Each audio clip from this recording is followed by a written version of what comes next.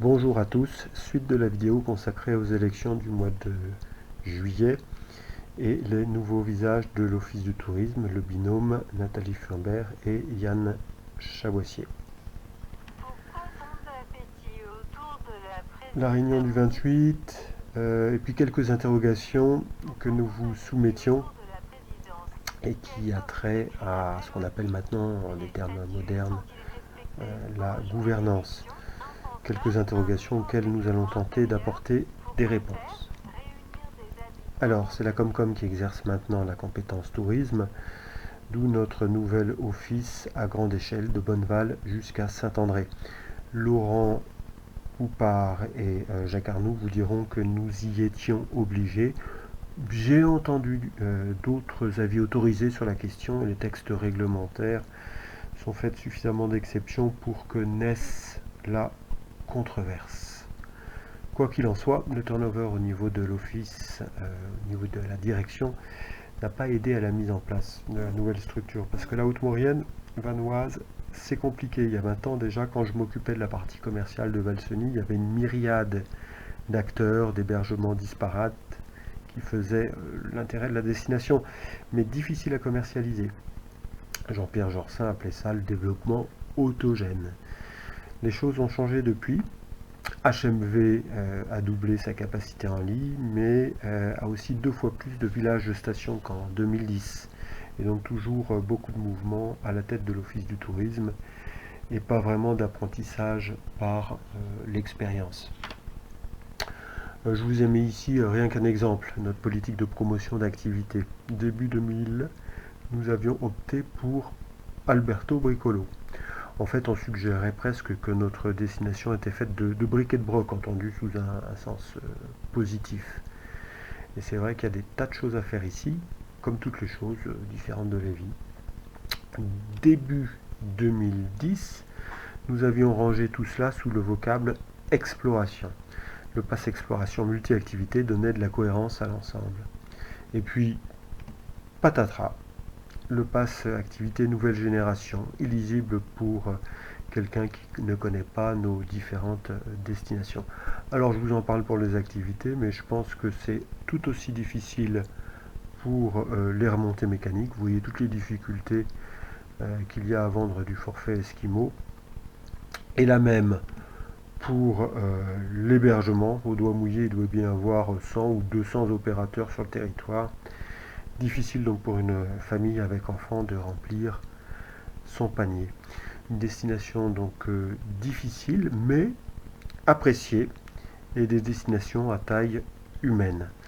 L'hypothèse que j'ai par rapport à l'Office du tourisme, c'est que les élus ont été aiguillés par leur appétit sans prendre la réelle mesure des difficultés qui les attendaient. Alors, on reprend la DSP, le délégant. Le délégant, c'est Modane, avec une vice-présidence du tourisme à la Comcom. Et le délégataire, c'est à Valseny, dans les locaux de l'Office du tourisme et de l'ancienne Comcom. Entre les deux, un contrat de délégation de service public qui reprend les termes habituels entre les deux co-contractants. L'objet, les obligations, la mission, le contrôle. Je ne rentre pas dans les détails, il y en a pour une quarantaine de pages. Et puis donc une question de durée.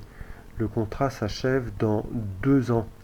Et à cette occasion, Valseny pourrait vouloir reprendre ses billes, quitte à se désavouer, puisque c'est bien Valseny qui en a assuré la présidence direction générale depuis 2017.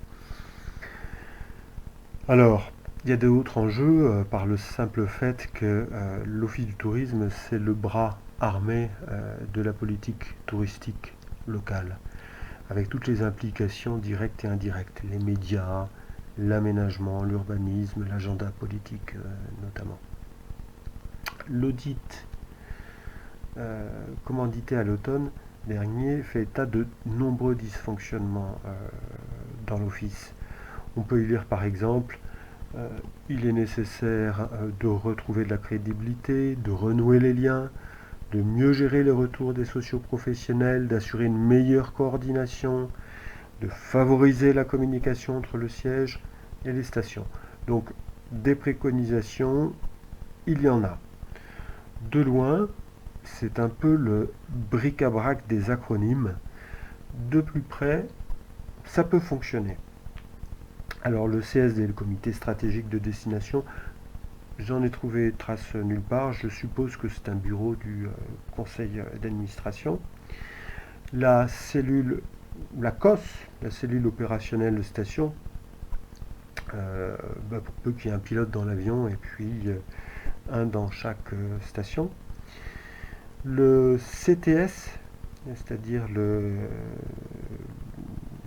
comité technique station. J'imagine que c'est un groupe projet, animation, activité, événement, un peu de ce genre-là. Et puis surtout, l'intérêt, c'est le conseil consultatif stratégique qui permet d'élargir le conseil d'administration à 12 acteurs du territoire, mais sans le droit de vote. Donc 12 plus 12 ou 13, enfin donc une bonne vingtaine de personnes. Alors c'est prévu depuis 2017, mais ça n'a pas été fait. Le texte prévoit que chaque destination en désigne deux.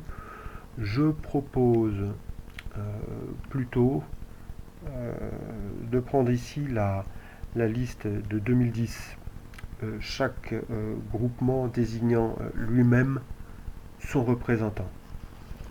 Alors, les groupements, ils y figurent, on peut les parcourir.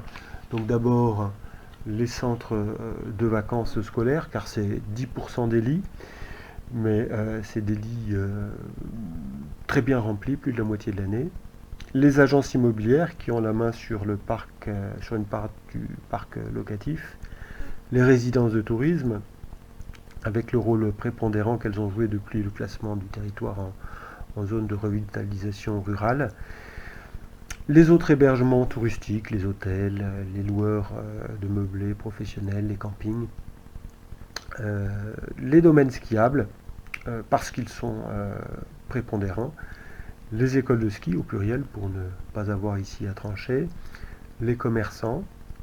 L'agriculture, c'est le deuxième pilier économique du territoire et qui joue sa complémentarité avec la seule logique touristique. Les accompagnateurs et guides, près d'une centaine sur le territoire. Les autres activités de plein air.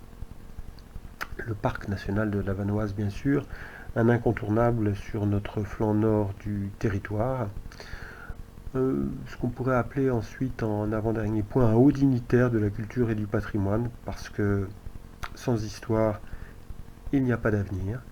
Et pour terminer, un représentant de la vie locale, parce que le tourisme a des implications sur nos vies, et nous ne souhaitons pas non plus toute forme échevelée de tourisme.